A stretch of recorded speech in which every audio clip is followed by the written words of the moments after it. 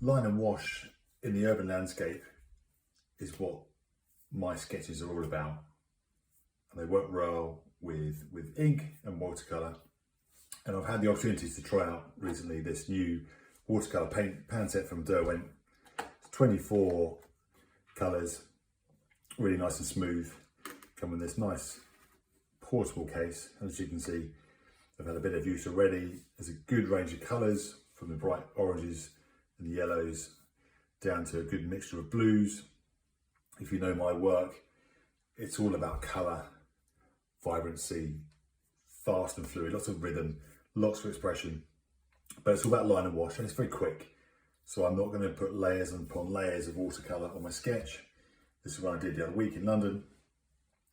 So I thought I'd give you a demo, see how the paint works with my style using the Derwent Inktense paper, a nice cotton paper. I'm going to use a selection of the technique brushes supplied by Derwent and one of their water brushes. The kit comes with a water brush. I've got a slightly thicker one, so I'm going to try that. And also a little spritzer just to throw some wet on wet onto the page. Now typically my style is all about big, bold, expressive skies and then merging the wash into the foreground and then picking out nice highlights of colour and giving a sense of movement. So I'll kick off in my typical style. I'm going to give this a fairly imaginative colour palette today, just so I can test drive all these different colours, see how they work together, see how they flow, because you never quite know with watercolours. Got a nice big deep blue there building up. I'm just going to add a little bit of a different tint to it. I'm using this kind of squared off kind of mop slash filbert kind of brush. Works really nicely, holds a nice amount of water. And that blue is building up nicely. I'm just going to add a little bit of that kind of browny red, just to add a little bit of a purple hint to it. Now my style is all about lots of water, which means you need lots of pigment, as the paint will fade when you've got lots on. So that's why I'm really building that pigment quite strongly. With water on the brush, got my blue here, I'm going to go for this sky and really give this some drama. So in my own style, I let the brush kind of do its own thing. I'm not worried about the lines. Go over the lines and embrace the imperfection. I'm going to touch of red there, just to start giving that sky a bit more drama. Now I'm leaving quite a bit of water on the page, so it starts to pool and have a little mind of its own. I'm introducing a few more colours as we get down towards the horizon line.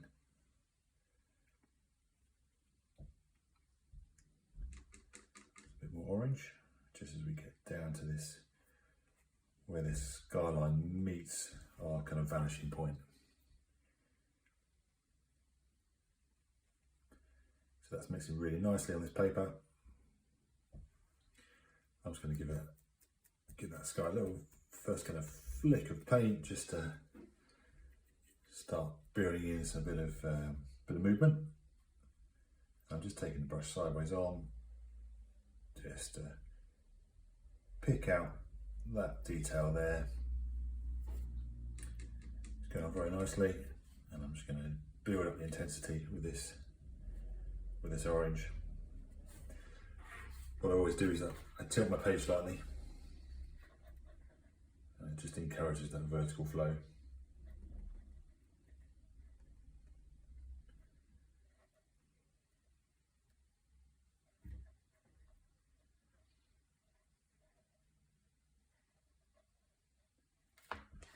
Quite a lot of movement going on here, so I'm not going to make it too busy with colour. I'm just going to drop in a little bit of yellow there. And we start to get the impression that there's activity in that corner. A little bit of red, just to get the hint of shadow. And that's yeah, that's reacted really nicely in the pools of water. I'm leaving this clean on the left hand side for the moment, but I'm probably going to bring that forward. What I might do is I might swap brush, use this kind of long, almost like a sharp fin kind of brush. I'm going to pick up this blue, I'm just going to bring in some darks, a bit of grey.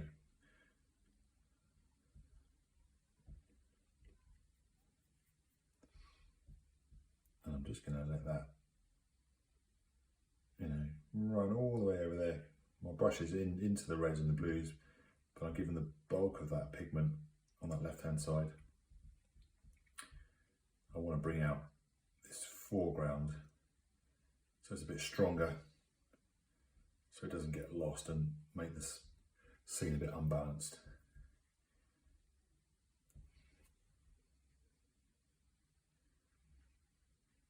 So you can see that's going on quite nicely. It's quite a reservoir of water on there. And what this brush enables you to do is you can really push it into the paper and suddenly get that nice wide coverage. And just get a nice clean gradient. Got a nice big pool there, I'm not going to worry about that, that's going to dry nicely. And a few just dots of the dark pigment there, and they just pop up in that water. Just a little hints of detail in the brickwork.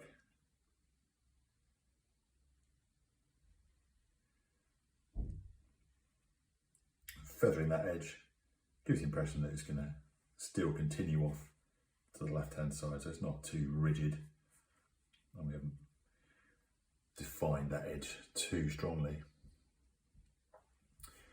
Right, leave that brush for now, and then move along here. Now in the original scene there was a bit of greenery, so I'm just going to work up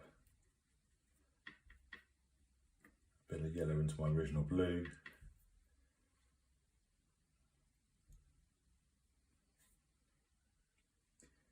But I'm going to consciously keep a little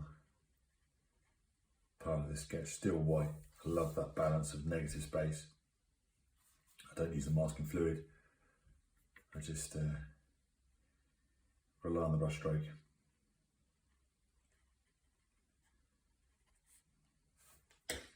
Again, a bit of a flick on the side, just a few specks of paint there, help the movement. And then another tilt. What I do, I'm just going to encourage this just to drip down a bit. Bit more water there, and I'm just going to bring that all the way across there.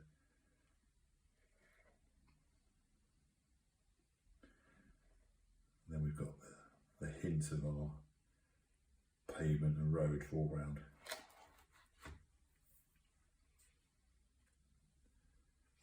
Now we've got a bit of detail here. This was a much greyer looking building. So with the same wash technique, I'm just going to wash all the way over that. Pen mark still showing through.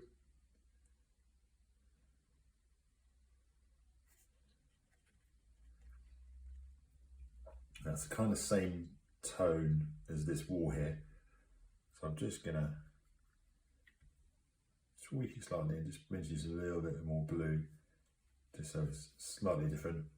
And what I'll probably do later is go over this a little bit more, just to darken it once that first layer dries.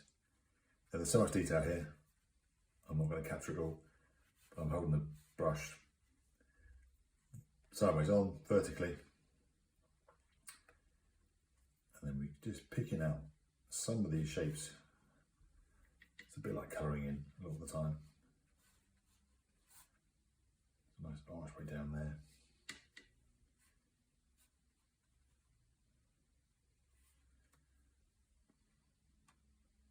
Okay, just going to draw that down.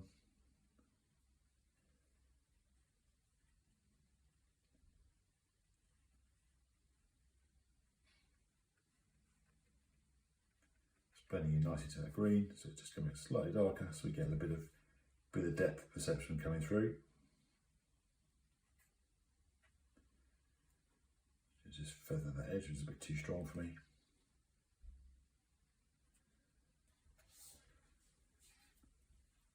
I quite like that element of white space. I'm not too fussed about filling that up, because I want to make sure that this building starts to be a little bit more dramatic. I want to just try out this orange and just see if we can make this side of the picture really pop. Again, quite a strong dash of red.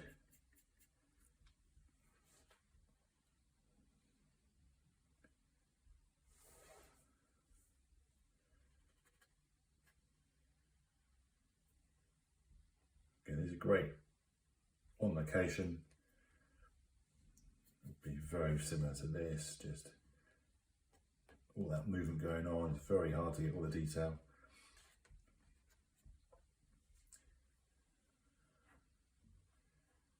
I'm not going to go tight to the edges because I haven't done that anywhere else in the sketch. What I'll do is I'll just darken just the side there, so we get the hint that that is in shadow. And I'm probably going to leave this section white, but I'm going to bring out what was here, which was really bright red, kind of cafe, Parisian style cafe. Again, I'm not going close to the edge. I'm letting this brush and this really nice red just flow into the area.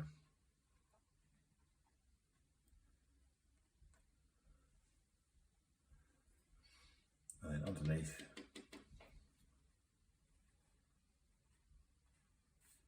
just the hint of shadow and the vertical struts and building work there.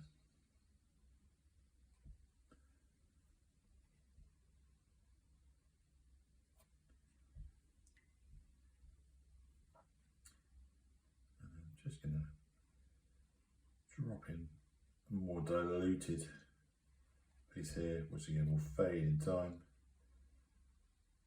But for me, I love that really overpowering red and the contrast between some of the more delicate areas of the structure. I'm just going to just pop over some of these darks, just let them kind of explode into the page. And then I'm just going to go back over this side here. Just make this a little bit darker, so it just brings it ever so much more into the foreground.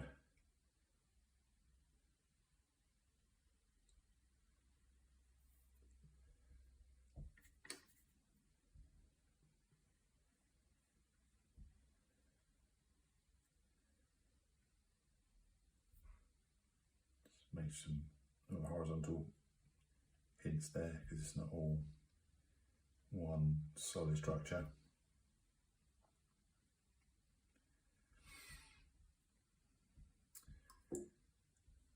Now, what I'll do next is I'm going to use this water brush, really nice water brush. With this one's got quite a thin nib. They have a reservoir inside, so as you pinch it, the water pops out. And this is basically like painted or drawing with paint. So it's really nice, beautiful yellow. And this is, I get a lot of delight from doing this. A lot of my work, you just pop in just the merest hint of yellow. We start to really see areas that are maybe lit up or where there's just a little bit of movement. all about the contrast.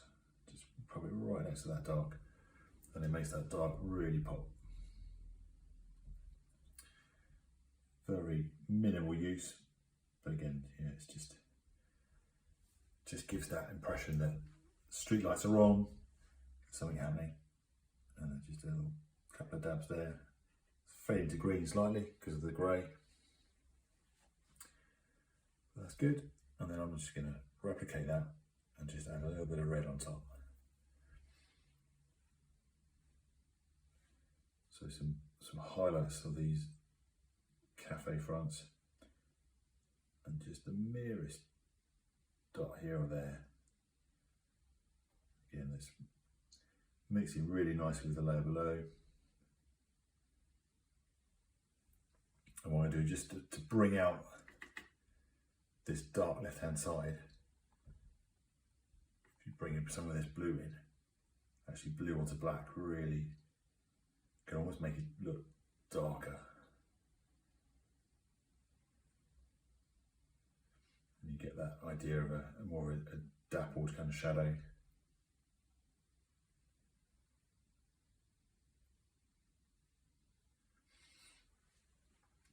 Now, as the paint's done, I'm pretty much there now. I wouldn't do much more with this.